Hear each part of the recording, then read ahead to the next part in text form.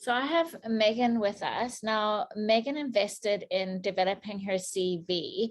What is so uncanny, Megan, is that we went to the same training academy with Isabel in Cape Town, and I'm running a CV building workshop with her students in a couple of weeks, which I'm so excited about. But I think in an industry which is saturated with crew that are wanting to get a position, whether they are experienced or not, it is so important to have your CV not only looking professional, but making sure that the content really sells you. Now, can you tell me why you decided to make that investment? I mean, I think with any investment, it's not easy to make that investment. When we think we can do it ourselves for free and hope for the best, that can seem like a more enticing option than paying to have the help to get you where you want to be. I invested because my CV, it was coming on to 3 or so, even more pages. And I remember investing in a while ago with another company, and I can't remember, but it was all about the look a few years ago, where, I just found we were just investing in having it look so pretty and, not actually focusing on the content in it. And I just, when I saw what your toolkit was doing, I just thought, this is what we need, going back to the old ways.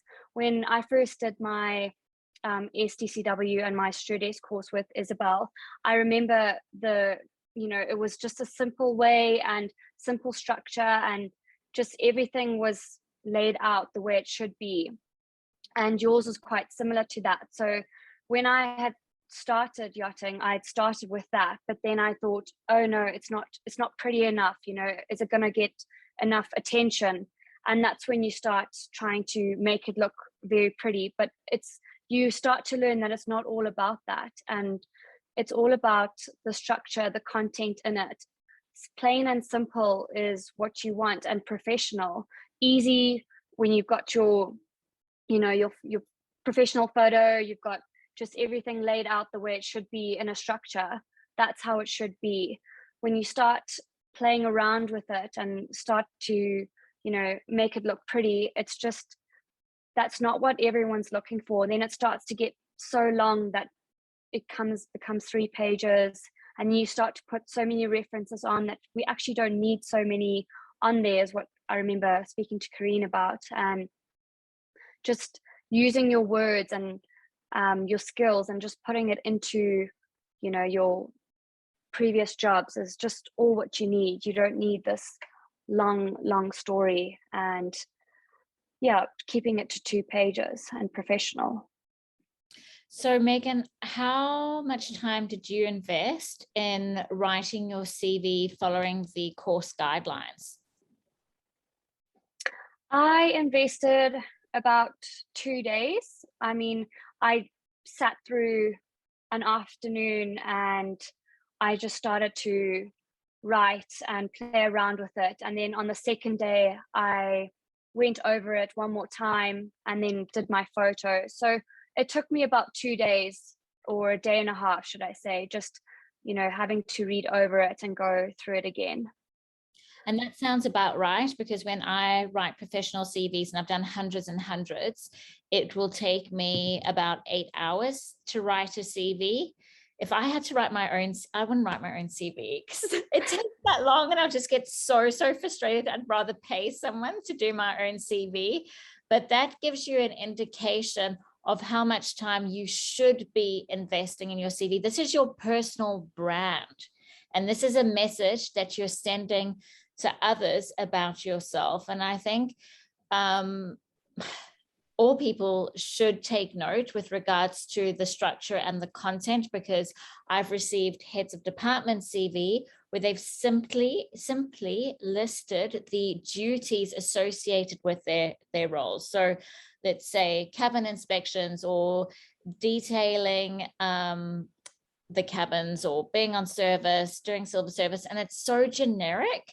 It's not really showing an application of skill. You could have copied and pasted that from everyone else's CV that says the same thing, but it's like, well, how can I formulate this into a paragraph and flesh it out, tease it out, so that it also highlights not only my hard skills, but my soft skills.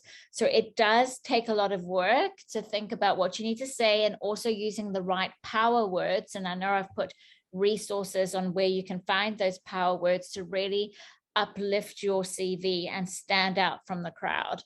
Yeah, I think it's certainly worth the investment to get it right. As I said before, saturated markets, and the way they going to essentially pick up the phone and call you up is based on what they receive in their inbox, being your CV. And if they can see that it doesn't meet the yachting criteria, then they're just going to put it into the no or maybe pile. And you certainly don't want to get into that pile when you're desperate for a job. Yeah, definitely. And as I mentioned, it's not the prettiest looking CV out there. You don't need to have that. It's all about professional and the structure and the content inside it. It's not about, oh, let me make this blue, let me put a border around this or a box around that, or whatever you know, Canva, whatever you're using. It's not all about that. It's not about looking pretty.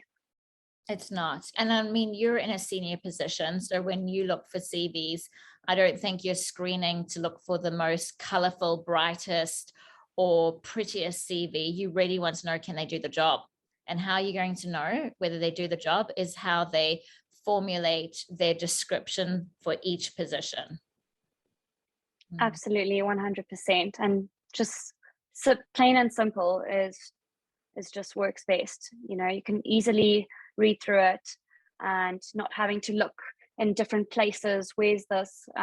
What are her hobbies? What are your interests? Or, you know, just not looking around a CV. You can just go boom, boom, boom, and everything's there. Yeah, that's another big thing. Thank you for sharing all your tips, Megan, and I'm wishing you all the best in your job search. Thank you. Thanks, Karine.